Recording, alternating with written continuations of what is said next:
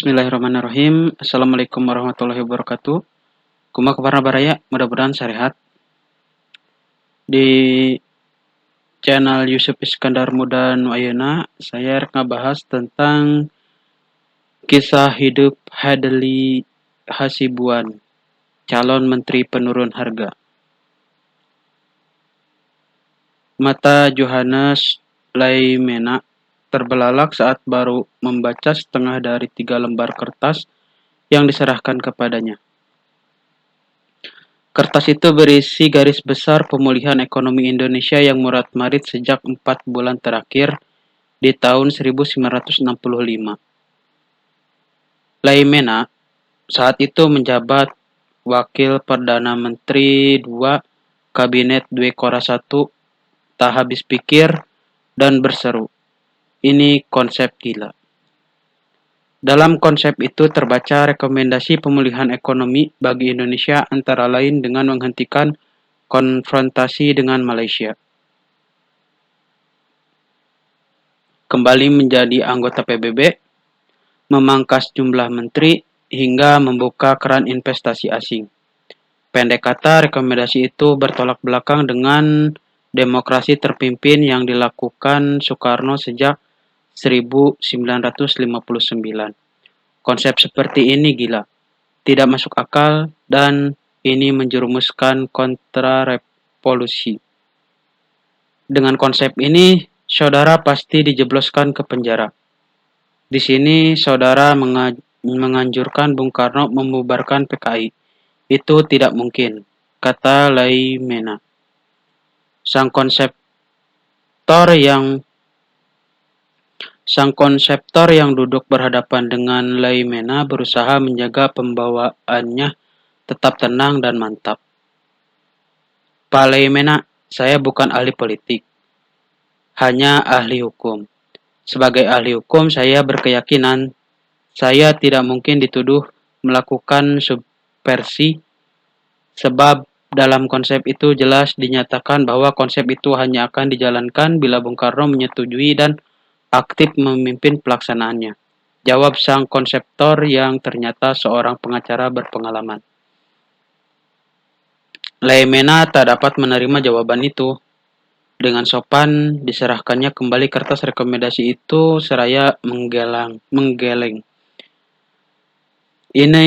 Ide saudara ini tidak masuk akal. Ide yang gila. Tidak mungkin Bung Karno menerimanya. Saya merasa kasihan pada saudara. Saudara masih muda dan masih punya hari depan yang cerah. Sayang konsep saudara itu gila. Konseptor ekonomi serba dadakan itu hanya tertawa kecil dan segera meminta diri. Dia gagal mengajukan rekomendasinya dan bahkan tidak bisa bertatap muka dengan presiden atau pemimpin besar revolusi.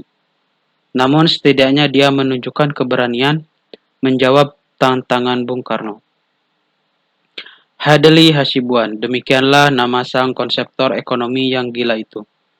Dia dikenal sebagai advokat profesional, sekaligus pemimpin majalah hiburan Varia. Dalam beberapa minggu, namanya kontan melejit. Di kalangan demonstran yang telah berhari-hari menuntut penurunan harga bahan pokok, dia dijuluki Abu Nawas. Tamsil seorang yang cerdik, jenaka, dan tidak gentar ketika meladeni tantangan Raja Harun al-Rashid dalam hikayat 1001 Malam. Mereka bahkan menciptakan lagu khusus untuk sang konseptor yang berani itu. Lirik lagu itu hanya 5 baris panjangnya dan sering dinyanyikan mahasiswa saat demonstrasi untuk membangkitkan semangat. Dalam berita Yuda tersebut kisah Hasibuan namanya. Menghadap raja, 3 bulan lamanya, turunkan harga jika tak berhasil penggal kepala Hasibuan. Hasibuan. Cerita tentang Hadli Hasibuan tak bisa dilepas dari konteks politik di tahun 1965 sampai 1966. Sehebat-hebatnya citra dan kekuatan politiknya, Soekarno tetap gagal mengelola krisis. Itu terlihat pada bulan-bulan usai meletusnya G30S 1965. Soekarno terlalu memandang enteng persoalan dengan pernyataan bahwa peristiwa itu laiknya an repulse in the ocean, ria-ria kecil di tengah lautan. Soekarno bisa beralasan itu caranya menenangkan rakyat dan menunjukkan dirinya masih mampu pegang kendali. Namun desas-desus liar soal G30S terlanjur merebak di mana-mana. Masyarakat jelas gelisah, tapi Soekarno tampak tidak punya solusi jitu untuk mengatasi masalah ini. Ditambah lagi, seperti diungkapkan Muhammad Umar Syadat Hasibuan dalam Revolusi Politik Kaum Muda, keadaan ekonomi sosial negara sedang terguncang akibat konfrontasi dengan Malaysia dan persoalan Irian Barat. Kekacauan politik yang demikian berlarut-larut itu jadi makin runyam lagi karena pemerintah tiba-tiba menerbitkan kebijakan menaikkan harga. Harga sembako meroket hingga 300 sampai 500%. Terjadi kepanikan yang hebat dalam masyarakat, terlebih diingat pada waktu itu menjelang Lebaran, Natal, dan Tahun Baru Tionghoa. Harga membumbung beratus-ratus% dalam waktu hanya seminggu. Para pemilik uang melempar uangnya sekaligus ke pasar memborong barang-barang. Tulis Su Hokgi dalam Bunga Rampai Esai Zaman Peralihan. Muak dengan ketidakbecusan rejim mengelola krisis, para mahasiswa lantas menggalang demonstrasi pada awal Januari 1966. Demonstrasi itu datang dalam beberapa gelombang, hingga mencapai puncaknya pada 12 Januari 1966. Ribuan mahasiswa bergerak ke gedung Sekretariat Negara untuk memprotes kenaikan harga dan mendesak pemerintah agar meninjau kembali aturan baru terkait ekonomi yang justru menimbulkan dampak buruk bagi rakyat. Beberapa elemen gerakan mahasiswa turut serta dalam demonstrasi itu antara lain Kesatuan Aksi Mahasiswa Indonesia, Kesatuan Aksi Pelajar Indonesia, Kesatuan Aksi Pemuda Pelajar Indonesia, Kesatuan Aksi Buruh Indonesia, Kesatuan Aksi Sarjana Indonesia, Kesatuan Aksi Wanita Indonesia, Kesatuan Aksi Guru Indonesia, dan lainnya. Dalam setiap aksinya, para demonstran konsisten mengajukan 3 tuntutan. Bubarkan PKI beserta ormas-ormasnya, rombak kabinet Dwi Korah, dan turunkan harga. Kini buku sejarah mencatat namanya sebagai Tritura atau Tri Tuntutan Rakyat. Namun pemerintah bergeming dan berdalih butuh waktu untuk memenuhi tuntutan itu, terutama soal penurunan harga kebutuhan pokok. Lalu pada 15 Januari di Istana Bogor yang tengah dikepung massa, Soekarno melayangkan tanda tangan kepada para mahasiswa. Lalu pada 15 Januari di Istana Bogor yang tengah dikepung massa, Soekarno melayangkan tantangan kepada para mahasiswa. Tantangan tersebut sebagaimana dikenang Yojar Anwar di dalam pengantar memoir Hedelia Sibuan, Pengalamanku sebagai calon menteri penurun harga di tahun 1985. Disampaikan oleh Bung Karno dengan perasaan naik pitam. Siapa yang sanggup menurunkan harga yang dihebohkan kini, ia akan segera diangkat sebagai menteri. Apabila dalam tempo 3 bulan, yakni sampai 15 April 1966, keadaan ekonomi bertambah buruk, ia akan ditembak mati. Apabila keadaan sama saja, ia akan saya masukkan dalam penjara selama 10 tahun. Saat itulah Hedelia Sibuan muncul untuk menjawab tantangan Soekarno. Hedley mengaku mendengar sendiri pidato itu dari televisi. Pikiran yang pertama kali terlintas di benaknya adalah, apa susahnya? Dia pun segera menulis surat untuk Bung Karno dan dia antarkan sendiri ke Istana Negara. Setelah menyerahkan surat itu di Istana Negara, saya pulang dengan perasaan tidak menentu. Kenang Hasibuan. Dia tidak yakin apakah surat itu akan sampai atau dibalas. Keraguannya baru saja beberapa hari kemudian kala Sekretariat Negara menelepon dan memintanya menghadap Laimena siang hari 2 Februari 1966. Namun ada satu masalah. Ilmu ekonomi ialah salah satu ilmu yang tak menarik perhatian saya dari dulu sampai sekarang. Dan sekarang saya harus menyusun konsep mengenai usaha perbaikan ekonomi negara dalam tempo 3 bulan, tutur Hadley dalam memoarnya. Hadley tak bisa mundur lagi sekarang, maka dia pun menghubungi semua kawannya untuk meminta bantuan. Namun tak ada satupun yang bisa memberi jawaban pasti dan mendalam. Satu-satunya jalan dia mencoba bikin rencana sendiri dan meminta penilaian dari orang yang dianggapnya memahami ekonomi Indonesia sampai ke akar-akarnya, yaitu Muhammad Hatta. Hadley menemui Hatta langsung di kediamannya 2 hari sebelum jadwal pertemuan dengan Laimena. Hatta pun menerima baik konsep bikinan Hadley dan menyatakan gembira atas gagasannya itu. Hatta yang diharapkan dapat memberi masukan teoretis bagi saran-sarannya justru mencurahkan keprihatinannya kepada Hadley, terutama soal kemerosotan ekonomi dan moral serta kenaikan harga-harga yang mencekik rakyat. Pesan Hatta sebelum Hadley pulang hanya satu. Jangan sampai konsep itu macet di Laimena. Jika kemungkinan jika kemung, jika memungkinkan, ia harus sampai pada Bung Karno sendiri. Seribu sayang yang terjadi selanjutnya adalah debat antara Hadley dan Laimena. Sebagaimana telah diceritakan di awal naskah ini, pesan Hatta pun tidak kesampaian karena Laimena menolak mentah-mentah semua konsep disusun Hadley. Meskipun begitu, berita terkait pertemuan dan konsep ekonomi bikinan Hadley jadi sensasi di berbagai surat kabar. Hadley pun jadi selebritas dalam sesaat. Meski konsepnya ditolak, Hadley segera kebanjiran undangan ceramah di berbagai forum, mulai dari seminar Universitas Pajajaran sampai pertemuan ulama di Malang. Tidak terkira pujian yang diterima Hadley secara langsung maupun melalui surat menyurat dan telepon.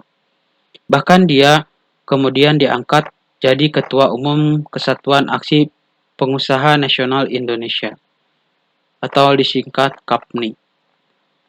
Tidak ada penugasan resmi yang dia terima selain menghadiri berbagai rapat dan memberi pendapat yang diakuinya bermanfaat lebih banyak dalam menambah relasi dan kenalan. Di luar kegiatan barunya itu, Hadley tetap menjalankan tugas profesionalnya sebagai advokat dan pemimpin umum majalah Varia. Majalah Varia sampai bangkrut pada tahun 1976. Setelah itu, nama Hadley pun segera surut dari ingatan orang, karena Yozar Anwar menamsilkannya sebagai koboi dalam film. Jagoan yang muncul saat terjadi krisis dan pulang saat masalah selesai. Meski Hadley sendiri membencinya, sejarah akan tetap mencatat sebagai si Abu Nawas di tengah gelombang demonstrasi Tritura di tahun 1966. Siapa sebenarnya Hadley Hasibuan? Seperti sudah disebut, dia sejatinya bukan ekonom atau sarjana ekonomi. Dia adalah seorang advokat profesional yang ikut menjadi pemimpin umum majalah hiburan Varia yang mempunyai oplah cukup besar pada tahun 1960-an. Lain itu, Hasibuan adalah seorang autodidak dengan pengalaman kerja panjang, mulai dari wartawan hingga tokoh politik terkemuka di era revolusi. Hasibuan lahir di Arahemia, kota kecil berjarak sekitar 20 km dari Medan. Pada 20 Januari 1920, sejak 1945, kota kelahirannya itu berganti nama jadi Pancur Batu dan kini menjadi salah satu kecamatan di wilayah Kabupaten Deli Serdang. Hadley merupakan anak ketiga dari Berani Hasibuan, kepala sekolah dasar yang dipanggil Guru Berani oleh penduduk setempat. Seturut pengakuannya dalam Hadley Hasibuan, memoir mantan Menteri Penurun Harga, Hadley menghabiskan masa kecilnya di lingkungan perkebunan tembakau. di antara keluarga elit Eropa dan pegawai perkebunan Bumi Putra. Usai lulus Meerwijkheidbeek Legero Onderwijs atau disingkat MULO, Hadley gagal melanjutkan sekolah ke Jawa. Karena kondisi krisis melanda Hindia Belanda, tak mau berlama-lama menyesali keadaan, Hadley berusaha mencari kerja di Medan. Dia ingin meniti karir sebagai wartawan. Semula Hadley bergabung menjadi redaktur majalah bulanan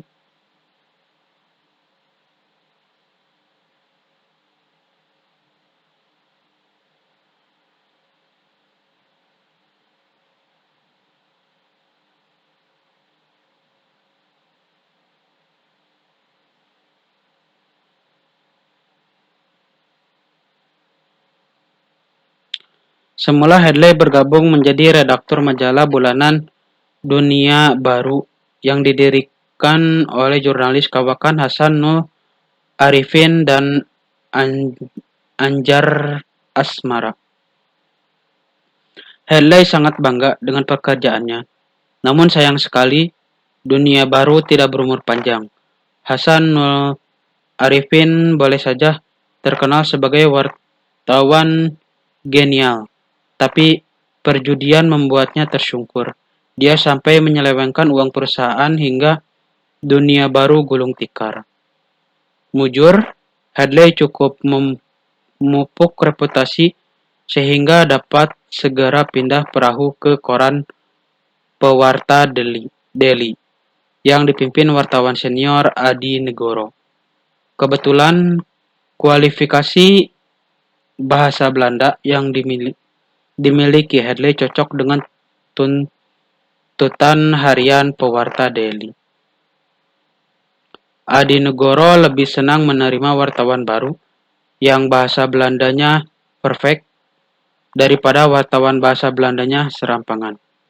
Terang Hasibuan. Di era pendudukan Jepang, Pewarta Delhi berubah nama menjadi Sumatra Shinbun.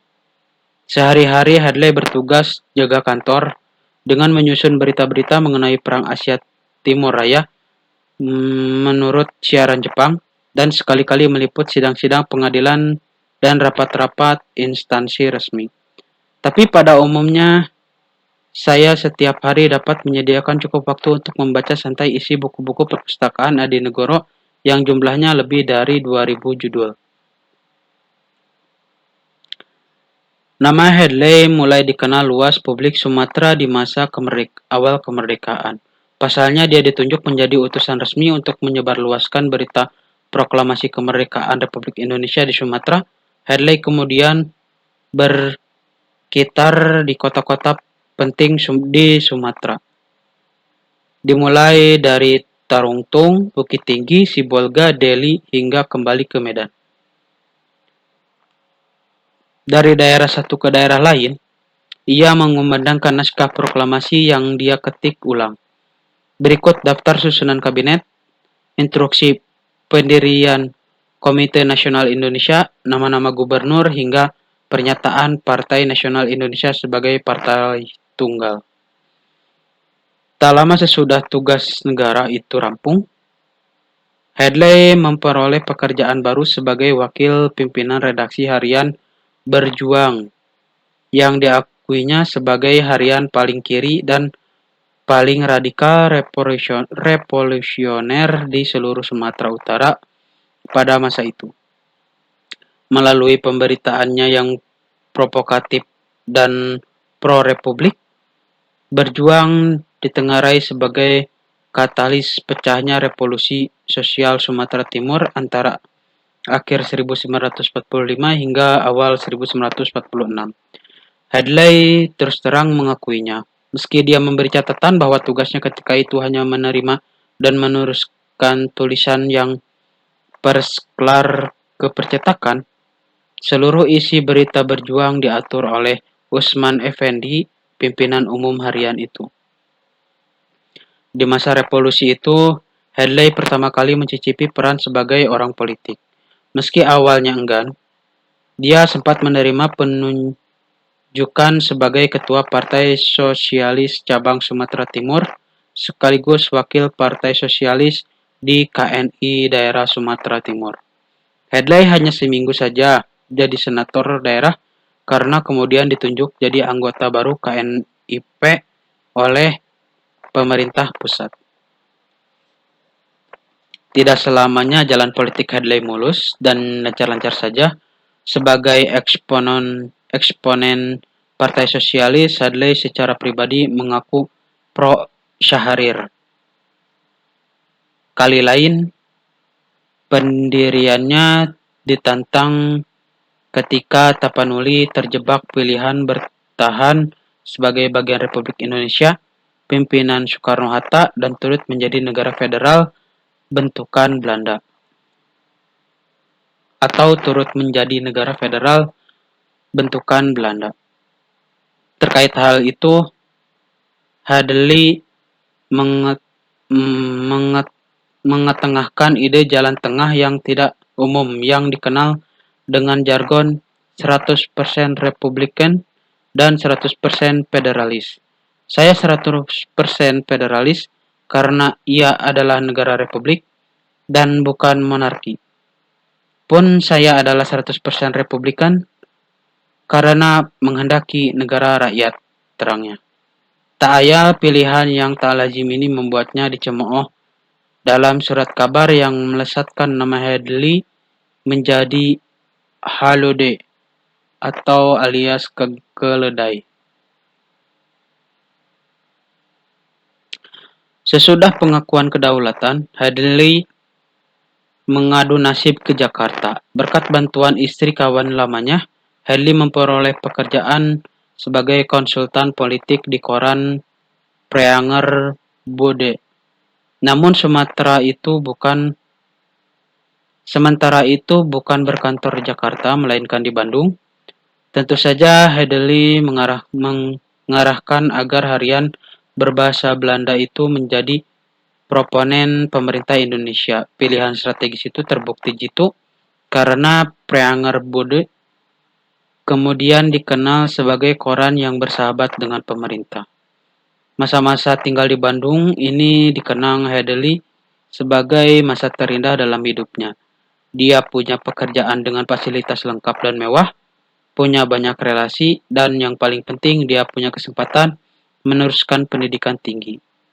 Di Kota Kembang, Hadley berhasil memperoleh ijazah sarjana hukum lewat proses Colloquium Doctum dari Universitas Merdeka. Dia kemudian melengkapinya dengan ikut ujian tambahan di Universitas Pajajaran pada tahun 1958 sehingga berhak menyandang titel Mr. in the Rechten. Sejak itu dia punya segala syarat untuk berpraktik sebagai advokat.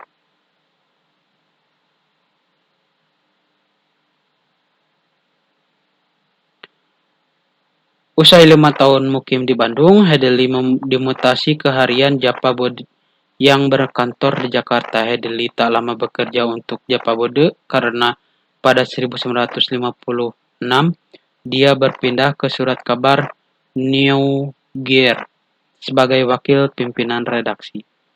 2 tahun berikutnya menyusul repatriasi orang-orang Belanda di Indonesia dan aksi penghentian semua penerbitan bahasa Belanda di Indonesia, Hadley menerima tawaran Anjar Asmara untuk menjadi pimpinan umum Varia. Varia merupakan bagian dari PT Pers, Dagang, dan Percetakan Kengpo yang pernah menerbitkan harian bercorak sosialis Kengpo dan mingguan Star Weekly. Saat Star Weekly dibredel pada 1961, Varia selamat dan oplahnya justru terus menanjak. Penulis Chris Wabisana. Sekitu aja kira-kira Varia aturun terus menyimak. Assalamualaikum warahmatullahi wabarakatuh.